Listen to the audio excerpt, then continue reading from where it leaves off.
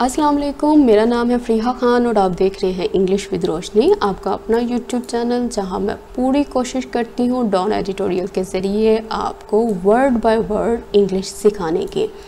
इन videos में ना सिर्फ मैं आपको ट्रांसलेशन बताती हूं, मैं आपको वोकैब बताती हूं, मैं आपको लॉजिक्स बताती हूँ, ग्रामर कॉन्सेप्ट्स बताती हूँ।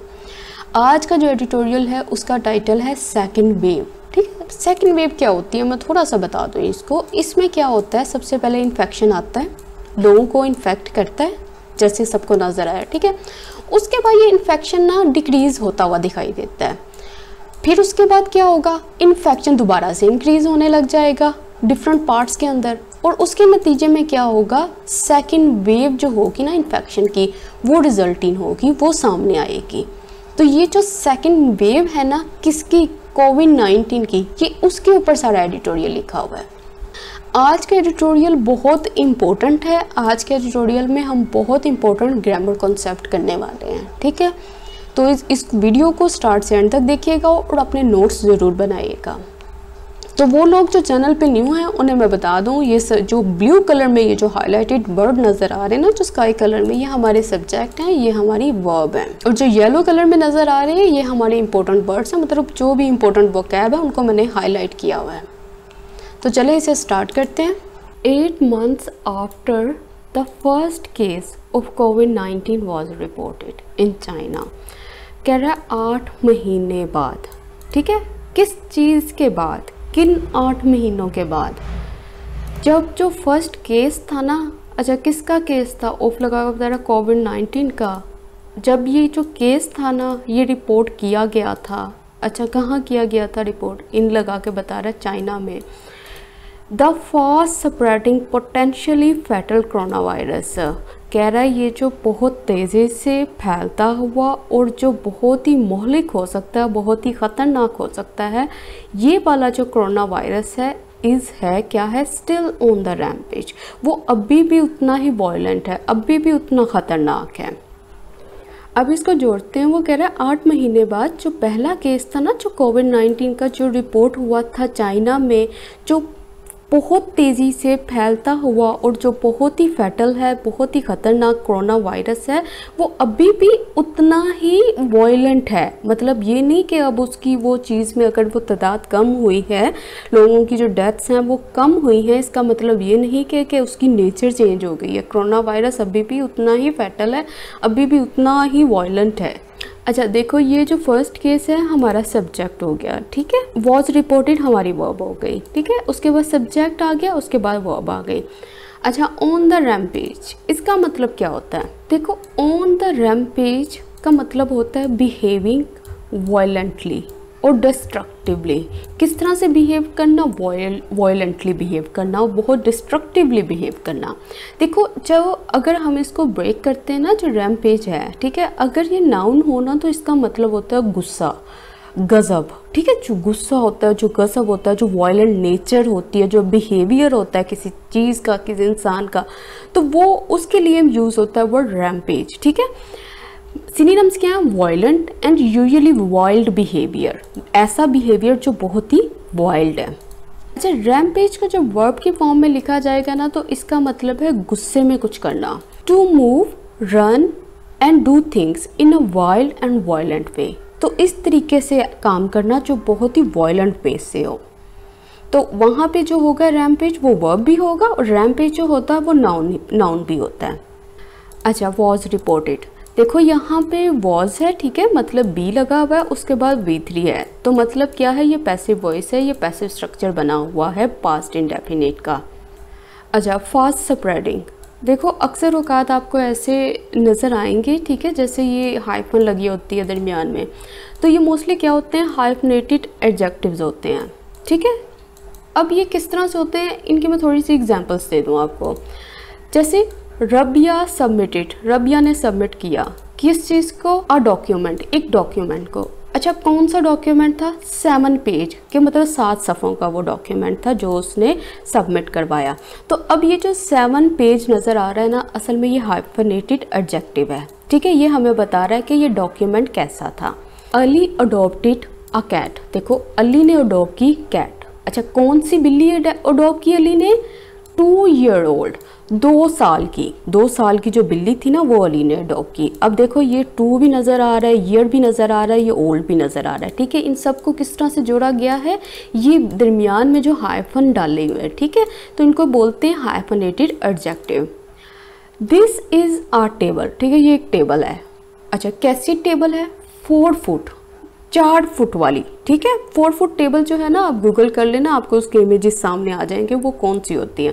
ठीक है, ये जो है ना ये 4 फुट टेबल है। तो अब देखो यहाँ पे ये टेबल के बारे में बता रहा है कि ये कैसी टेबल है। यहाँ पे ये बिल्ली के बारे में बता रहा है कि बिल्ली कैसी है। ये डॉक्यूमेंट कैसा है, 7 पेज का। यहाँ तक क्लियर हो गया। अब एक बात हमेशा याद रखनी है कि जब भी हम हाइफनेटेड एडजेक्टिव्स बनाते हैं हम इनका प्लूरल नहीं बनाएंगे। ठीक है, आप ऐसे नहीं कर सकते कि टू के साथ यहाँ पे एस लगा दो। ठीक है, इस तरह से करोगे तो आपका रॉन्ग हो जाएगा। ठीक है, ये ख़राब होगा। आप बिल्कुल, ये वे नहीं है हाइफनेटेड एडजेक्टिव्स को बनाने का। इसको आप प्लूरल नहीं कर सकते, क्योंकि कभी आपने देखा है कि आप एडजेक्टिव को प्लूरल करो, जैसे ब्यूटीफुल को ब्यूटीफुल्स करो। नहीं, हम नहीं कर सकते। ठीक है, अब इसी तरह से अब ये जो सारे का सारा आपको नज़र आ रहा है ना, असल में ये एडजेक्टिव के तौर पर वर्क कर रहा है ना, ये एडजेक्टिव है, इसलिए आप इसको प्लूरल नहीं बना सकते। अब यहाँ पे आप पेजेस नहीं कर सकते। ठीक है, 7 पेजेस नहीं कर सकते, ये रॉन्ग हो जाएगा। तो यहाँ पे ये बात याद रखनी है कि जो एडजेक्टिव है उसको आप प्लूरल नहीं बना सकते। अच्छा, उसके बाद यूज़ हुआ है पोटेंशियली। ये एडवर्ब होता है, इसका मतलब होता है पॉसिबली, कि बहुत से चांसेस हैं कि ये क्या होगा, ये फेटल होगा, ये मोहलिक होगा। मैनी कंट्रीज़, बहुत सारी कंट्रीज़। अच्छा, कौन सी कंट्रीज़? अब कॉमा लगा के बता रहे हैं, इंक्लूडिंग जिसमें शामिल है। अच्छा, क्या शामिल है? The UK, UK, Spain, France and China, China शामिल है। हैव स्टार्टेड, वो स्टार्ट हो चुकी हैं। ये जो बहुत सारी कंट्रीज़ हैं ना वो स्टार्ट हो चुकी हैं। क्या, किस लिए स्टार्ट हुई हैं? ठीक है, टू रीओपन, फिर से रीओपन होने के लिए, दोबारा से खुलने के लिए। एज, जैसा कि इन्फेक्शन रेट्स, जो इन्फेक्शन रेट है ना, and the number of deaths, और वो जो नंबर है डेथ्स का, ड्रॉप, वो ड्रॉप हो गया है। In the after math of, किसके नतीजे में? स्ट्रिक्ट लॉकडाउन्स, वो जो सख्त लॉकडाउन्स हुए थे ना उसके नतीजे में। अच्छा, इसको अब जोड़ते हैं। वो कह रहा है बहुत सारी कंट्रीज जिसमें यूके शामिल है, स्पेन शामिल है, फ्रांस शामिल है, चाइना शामिल है, वो शुरू हो चुके हैं रीओपन करना। ठीक है, अपनी कंट्रीज़ को दोबारा से वो जो ओपन कर रहे हैं। क्यों? क्योंकि इन्फेक्शन रेट और जो नंबर है ना डेथ्स का वो कम हो गया है स्ट्रिक्ट लॉकडाउन्स के नतीजे में। अच्छा, जब भी यूनाइटेड आ जाए ना तो उसके साथ क्या लगाते हैं? द आर्टिकल यूज़ करते हैं। ठीक है, द यूके, तो ये बात आपने याद रखनी है। अच्छा, मैनी कंट्रीज, तो यहाँ पे आज जो कंसेप्ट है ना हम देख रहे हैं वो है मच और मैनी का। देखो, मच जो होता है ना वो नॉन काउंटेबल नाउन के साथ आता है, और जो मैनी होता है ना वो काउंटेबल नाउन के साथ आता है। काउंटेबल नाउन कौन से होते हैं? जिन्हें हम गिन सकते हैं। ठीक है, 1 2 3 4। ठीक है, कितने दोस्त हैं? 1 2 3 4। नॉन काउंटेबल वो चीज़ होती है जिसको हम गिन नहीं सकते, वो चीज़ होगी नॉन काउंटेबल। ये मोस्टली कौन सी चीज़ें इसमें आती हैं? एब्स्ट्रैक्ट नाउन आते हैं। अब एग्जांपल्स देखो। Ali doesn't have many friends, Ali जो है ना वो नहीं रखता, क्या नहीं रखता? मैनी फ्रेंड्स, ज़्यादा फ्रेंड्स नहीं रखता अली। ठीक है, अब ये जो फ्रेंड्स है ना ये गिन सकते हैं, ये काउंटेबल नाउन है। ठीक है, हमें पता है कितने फ्रेंड्स हो सकते हैं किसी के, 1 2 3 4 5 10 20 100 200। ठीक है, उस चीज़ के लिए हम यहाँ पे क्या लगाएंगे? मैनी लगाएंगे। उसके बाद I don't have much money, मेरे पास ज़्यादा पैसे नहीं हैं। अब यहाँ पे जो मनी है ये अनकाउंटेबल है। ठीक है, ये काउंट नहीं हो सकता, ये नॉन काउंटेबल नाउन है, इसके लिए इस वजह से यहाँ पे मच आया। जो मनी होती है ना असल में, ये बहुत से स्टूडेंट्स जो इसमें कंफ्यूज होते हैं कि मनी जो है वो अनकाउंटेबल कैसे हो गई। ठीक है, देखो जब आप मनी की बात करते हो ना, आप मनी के अंदर किस चीज़ की बात करते हो? आप पैसों की बात करते हो, रुपीज़ की बात करते हो, आप डॉलर्स की बात करोगे, आप कॉइन्स की बात करोगे। ठीक है, आप इन चीज़ों की बात करोगे, नोट की बात करोगे, कितने नोट हैं, कितने रुपीज़ हैं, कितने डॉलर्स हैं, कोई करेंसी लगा कर बात करोगे, कोई कॉइन्स लगा के बात करोगे, आप ऐसे बात करोगे। ठीक है, अब ये जो मनी है ना इसका अपना कोई वजूद नहीं है, ये सामने आपको नज़र नहीं आएगी। ठीक है, अगर आपसे पूछा जाए, अगर मैं आपसे पूछूं कि नोट कैसा होता है, ठीक है, आप पूछोगे 10 का नोट, 5 का नोट, कितने का नोट, ठीक है, आपको वो नज़र आ रहा है। अगर मैं आपसे पूछूं कि आपके पास कॉइन्स हैं, ठीक है, आप मुझे कॉइन दिखा सकते हो, ठीक है, कोई करेंसी, कोई भी करेंसी ले लो, ठीक है, रुपीज़ ले लो, नोट ले लो, आप मुझे उसको दिखा सकते हो। अब मुझे ये बताओ, जो मनी है, क्या मनी का अपना कोई वजूद है? क्या आप मनी को गिन सकते हो कि कितनी मनी है? मनी में तो इतनी चीज़ें आ गई हैं, मनी में रुपीज़ आ गए, डॉलर्स आ गए, करेंसी जितनी भी है, कॉइन भी आ गए, सबके सब आ गए। तो अब बताओ मुझे कि मनी की असल शक्ल कैसी है? आप कैसे बता सकते हो कि ये जो चीज़ है ना, ये मनी कहलाती है? ऐसा पॉसिबल नहीं है, ठीक है। तो इस तरह से जो मनी है वो अनकाउंटेबल होती है, ये एब्स्ट्रैक्ट नाउन की कैटेगरी में आती है। इसको हम गिन नहीं सकते, इसको हम देख नहीं सकते, ठीक है। जो आप देख सकते हो वो रुपीज़ होते हैं, वो डॉलर्स होते हैं या कॉइन्स होते हैं, मनी नहीं होती वो। अच्छा, ये कुछ ना, मैंने ये क्विज़ की तरह ना ये कुछ चीज़ें बनाई हैं, कुछ क्वेश्चंस यहाँ पे पोस्ट किए हैं, ठीक है। आपने इन ब्लैंक्स को फिल करना है, ठीक है, फिल करना है। इस तरह से मुझे भी पता चलेगा आपको कितनी समझ आई है। अगर आपको ये चीज़ सही लगती है तो फिर मैं नेक्स्ट टाइम जिस तरह जब भी कोई कॉन्सेप्ट करवाऊँगी तो आप लोगों को भी थोड़ा काम दे दिया करूँगी। अच्छा, अब देखो ये द नंबर आ गया, ये अभी कुछ दिन पहले किया था, द नंबर ऑफ। तो हमने क्या कहा था कि द नंबर ऑफ जो होता है वो अपने बाद क्या रखता है? प्लूरल नाउन रखता है, तो इसलिए यहाँ पे डेथ्स आया। अच्छा, आफ्टरमैथ। आफ्टरमैथ का मतलब होता है कॉन्सिक्वेंस, रिजल्ट, किसी रिजल्ट को बताता है, उसके असरात को बताता है, ठीक है। अगर इसको एग्जाम्पल में इस्तेमाल करें तो वो इस तरह से है, in the aftermath of the hurricane. मतलब वो जो समुद्री तूफान आया था ना, उसके नतीजे में क्या हुआ? मैनी पीपल्स होम्स, बहुत सारे लोगों के जो घर थे वो डिस्ट्रॉयड, वो डिस्ट्रॉय हो गए, वो तबाह हो गए। बट लेकिन जैसा कि सम कंट्रीज, कुछ कंट्रीज सेलिब्रेट, वो सेलिब्रेट करती हैं देयर सक्सेस, अपनी कामयाबी को। अच्छा, किस में सक्सेस हुई है? इन लगा के बता रहा है, इन कर्टेलिंग में, कट डाउन करने में, डिक्रीज करने में ट्रांसमिशन को। Fears of a second wave, जो खौफ है ना किसके? सेकंड वेव के। सेकंड वेव किसकी है? ऑफ लगा के बता रहा है, इन्फेक्शन की, आर वेरी रियल। तो ये जो फियर्स है ना, ये जो खौफ है, ये जो डर है, ये बिल्कुल सही है, ये बिल्कुल रियल है।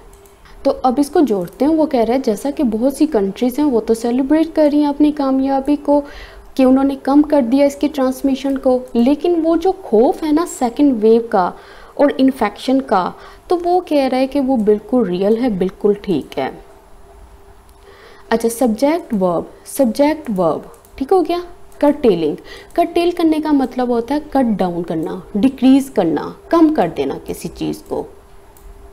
This term applies to countries, ये जो टर्म है ना, ये वाली टर्म ये अप्लाई होती है, ये लागू होती है टू कंट्रीज, उन कंट्रीज पर दैट वेंट थ्रू, जो कि एक्सपीरियंस कर चुके हैं अ पीक फेस, एक पीक फेस को, मतलब जब वो जो डेथ थी ना बहुत ज़्यादा थी, ड्यूरिंग विच, जिसके दौरान कोविड-19 केसेस सोर्ड, जो कोविड-19 केसेस हैं वो इंक्रीज़ हो गए। Manage to lower the curve, उन्होंने मैनेज किया लोअर करना, कम करना किस चीज़ को? कर्व को। एंड देन, और फिर एक्सपीरियंस किया अ सेकेंड पीक, एक दूसरी पीक को, मतलब फिर दोबारा केसेस जो इंक्रीज़ हुए। तो अब इसको जोड़ते हैं। वो कह रहा है ये जो सेकेंड वेव टर्म है ना, ये उन कंट्रीज़ के ऊपर लागू होती है जो वेंट थ्रू हुए, जो एक्सपीरियंस कर चुके हैं एक पीक फेस को, जिसके दौरान कोविड-19 केसेस शॉर्ट हो गए, इंक्रीज़ हो गए, फिर उन्होंने मैनेज किया कम करना कर्व को, और उसके बाद क्या किया? उन्होंने एक्सपीरियंस किया है सेकंड पीक को, एक दूसरी पीक को। मतलब पहली पीक में क्या होता है? केसेस इंक्रीज हो जाते हैं, डेथ इंक्रीज हो जाती है। अच्छा, दिस टर्म सब्जेक्ट अप्लाइज उसकी verb, that subject went through उसकी वर्ब है, ठीक है। अच्छा, गो थ्रू समथिंग क्या होता है पहले ये देख लेते हैं। यहाँ पे सेकंड फॉर्म लिखी है तो इसलिए यहाँ पे वेंट आया। इसका मतलब है टू एक्सपीरियंस करना, जिसको किस चीज़ को? डिफ़िकल्ट और अनप्लेजेंट सिचुएशन को, ऐसी सिचुएशन को जो डिफ़िकल्ट भी हो और जो नाखुशगवार हो, जो अच्छी ना हो, तो उसके लिए इस्तेमाल होता है गो थ्रू करना, वेंट थ्रू करना। अच्छा, सब्जेक्ट हो गया, उसके बाद वर्ब आ गई सोर्ड का मतलब होता है इंक्रीज, ठीक है। आप सर्च भी कह सकते हो, ग्रोथ भी कह सकते हो कि किसी चीज़ में इंक्रीज होना, सर्च होना, ग्रोथ होना। मैनेज्ड, ठीक है। अब ये सब्जेक्ट, ये वर्ब, ये सब्जेक्ट, ये वर्ब, अब ये सब्जेक्ट, ये वर्ब। इन द यूके में, अच्छा अब यूके में क्या? वो वाली बात अब बाद में बताएगा, पहले हमें यूके के बारे में कोई इन्फॉर्मेशन प्रोवाइड कर रहा है। अच्छा, क्या इन्फॉर्मेशन है? वो ये कि which is among the worst hit countries. जो यूके है ना, कह रहा है कि जितनी भी जो कंट्रीज है ना जो बुरी तरह से मुतासिर हुई थी कोविड-19 से, ये उनके दरमियान में एक कंट्री आती है। ठीक है। अच्छा, अब वो कह रहा है इन द यूके में द पीक फेस, जो पीक फेस था ना 100, उसने देखा अप टू 1000 डेथ्स। कहाँ तक डेथ्स देखी? 1000 death and 8000 new cases in a single day. एक ही दिन में 1000 डेथ और 8000 से ज़्यादा न्यू केसेस। तो अब इसको जोड़ते हैं। वो कह रहा है जो यूके है ना, अच्छा वो कंट्री कह रहा है जो कि दुनिया की उन तमाम कंट्रीज़ में जिसका शुमार होता है जो बहुत बुरी तरह से मुतासिर हो चुकी है कोविड-19 से। उसका जो पीक फेज था ना, उसने देखी थी 1000 डेथ को और 8000 न्यू केसेस को एक ही दिन में। अच्छा, अब देखो यहाँ से यहाँ तक हमारा सेंटेंस है, ये सब्जेक्ट है, ये उसकी वर्ब है। ठीक है, सब्जेक्ट हो गया, वर्ब हो गई। अच्छा, अप टू लगा के असल में हमने उसने लिमिट बताई है कि उसने जो देखा था ना वो कहाँ तक देखा था, उसकी लिमिट कहाँ तक थी, वो यहाँ तक थी। ठीक है। अच्छा, अमंग, आज हम एक और कॉन्सेप्ट देखेंगे अमंग वर्सेस बिटवीन का। देखो, हम शुरू से यही पढ़ते आए हैं, ठीक है, अपनी बुक्स में या स्कूल्स में, कॉलेजेस में, कि जो बिटवीन होता है ना सिर्फ 2 के लिए आता है और 2 से ज़्यादा के लिए अमंग आता है। लेकिन आज हम ये पढ़ेंगे कि जो बिटवीन है वो 2 से ज़्यादा के लिए भी आता है और अमंग जो है वो हमें पता है कि 2 से ज़्यादा के लिए आता ही आता है, लेकिन जो बिटवीन है वो 2 से ज़्यादा के लिए भी आ सकता है। कौन से ऐसे केसेस हैं जब हम बिटवीन लगा सकते हैं 2 से ज़्यादा के लिए? हम तब लगा सकते हैं जब वो जो चीज़ें हैं ना जो मेंशन की हुई हैं वो सारी की सारी सेपरेट हैं और डिस्टिंक्ट हैं। मतलब हमें सब का पता है कि ये वाली चीज़, ये वाली चीज़, ये वाली चीज़, हमें तीनों के नाम पता हैं, हम जो चीज़ें हैं हम उनको सेपरेट पहचान सकते हैं, हमें सब की शिनाख्त पता है, वहाँ पे आएगा बिटवीन। अब देखो, I am trying to decide, मैं डिसाइड करने की कोशिश कर रहा हूँ किसके दरमियान? Between the green shirt, the blue shirt and the black shirt.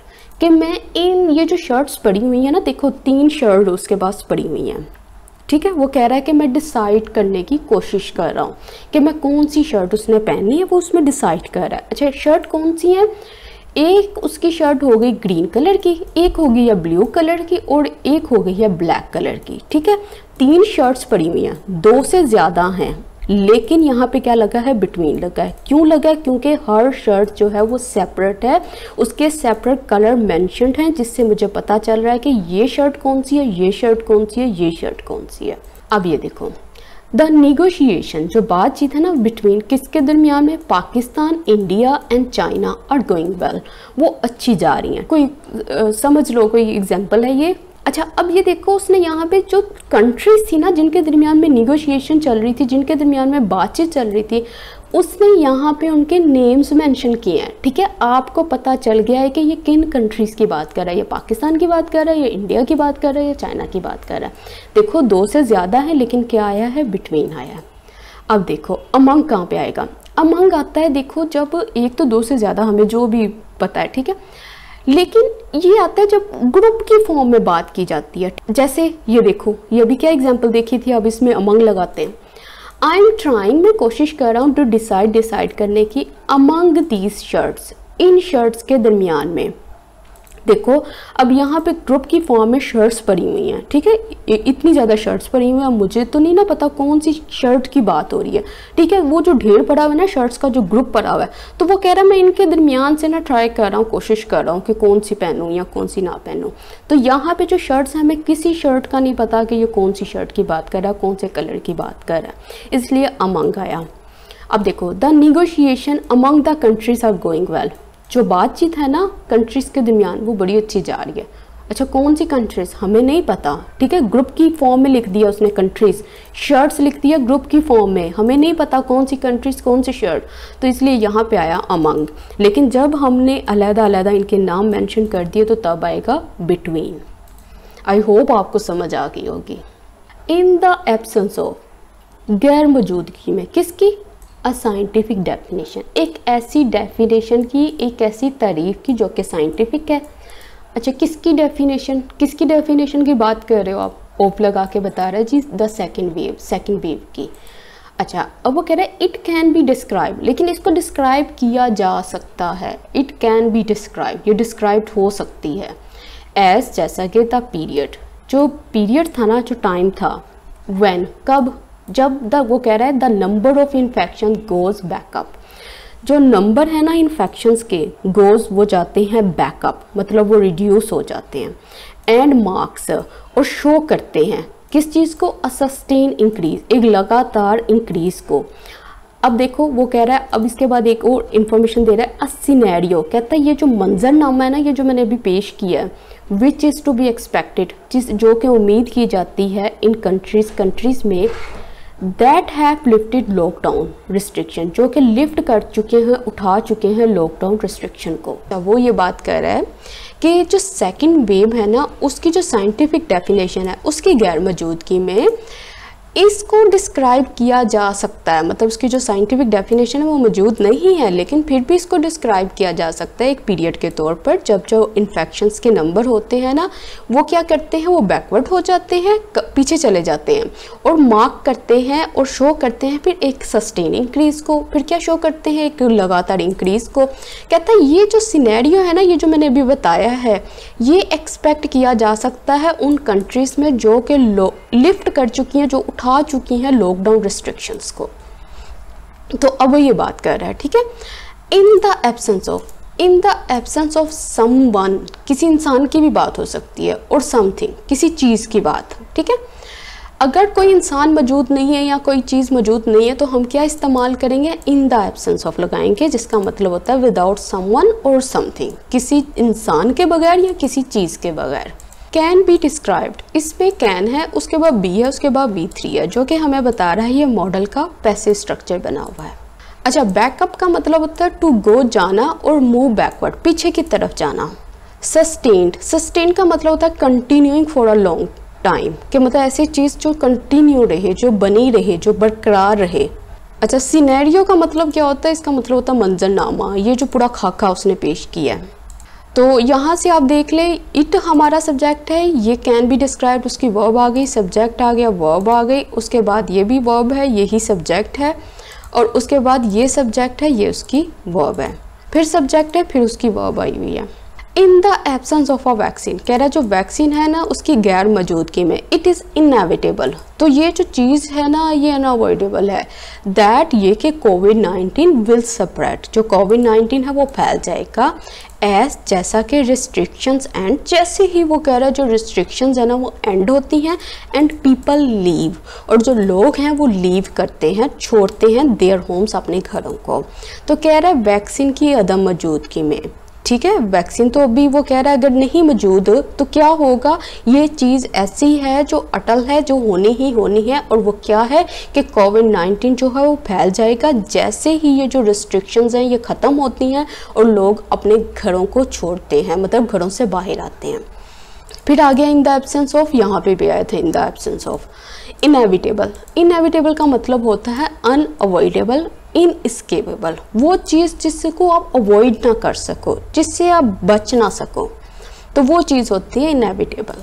Early indications, कह रहा वो शुरुआती इंडिकेशंस थी ना, अच्छा कौन सी इंडिकेशंस, ऑफ लगा के बता रहा है सेकेंड वेव की, आर कमिंग फ्रॉम स्पेन, ये आ रही हैं इंडिकेशन कहाँ से, स्पेन से, फ्रांस से, एंड इवन ऑस्ट्रेलिया से, विच हैड सेलिब्रेटेड, कहता जिन्होंने सेलिब्रेट किया था, जिन्होंने मनाया था, टैमिंग द वायरस, के उन्होंने वायरस को कंट्रोल किया है, एंड रिड्यूसिंग, और रिड्यूस किए हैं डेली इन्फेक्शंस, मतलब रोज़ के इन्फेक्शंस को।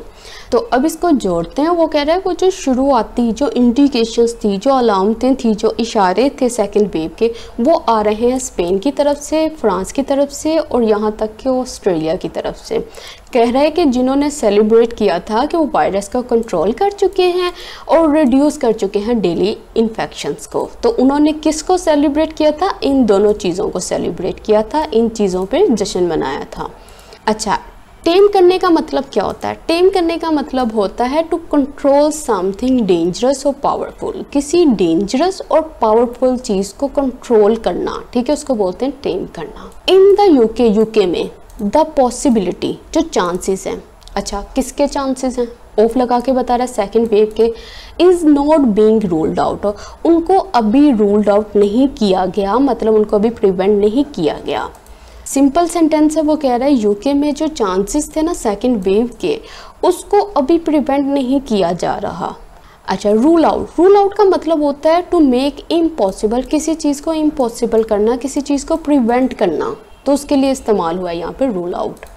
रूल आउट के वैसे और भी मीनिंग्स होते हैं। द सिचुएशन कहता है ये जो सूरत हाल है ना, हैज़ कंपेल्ड, वो कंपेल कर चुकी है, मजबूर कर चुकी है।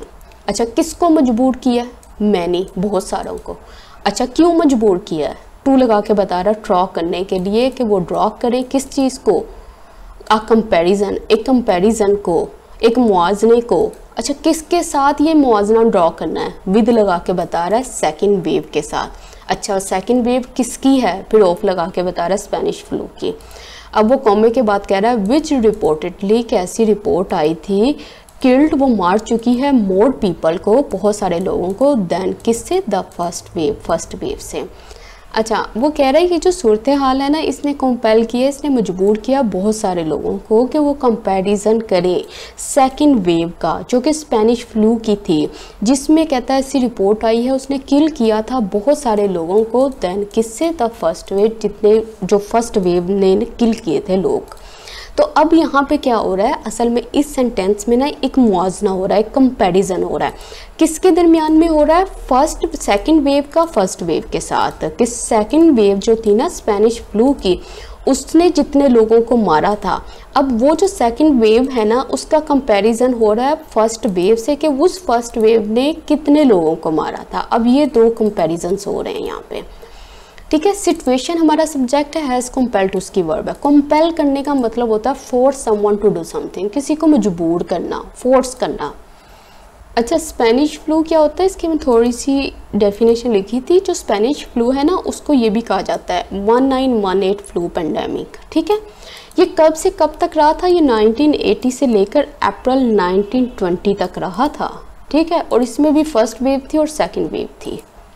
द लाइकलीहुड, चांसेस, अच्छा किसके चांसेस, ऑफ लगा के बता रहा है एनी कंट्री, किसी भी कंट्री के, क्या, बीइंग, होने के, corona virus free, corona virus से फ्री, विदाउट, किसके बगैर, स्ट्रिक्ट रेस्ट्रिक्शन, बहुत ही सख्त रेस्ट्रिक्शन के बगैर, इन प्लेस, जो कि लागू हो, और एन इफेक्टिव वैक्सीन, और एक इफेक्टिव वैक्सीन के, इज़ नॉन एक्सिस्टेंट।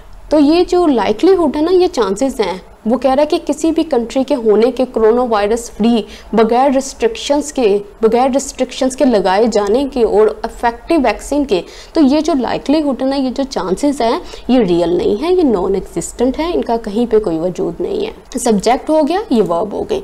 अच्छा, नॉन एग्जिस्टेंट मतलब एग्जिस्ट ही नहीं करते, रियल ही नहीं है, प्रेजेंट ही नहीं है वो, ये चांसेस जो हैं।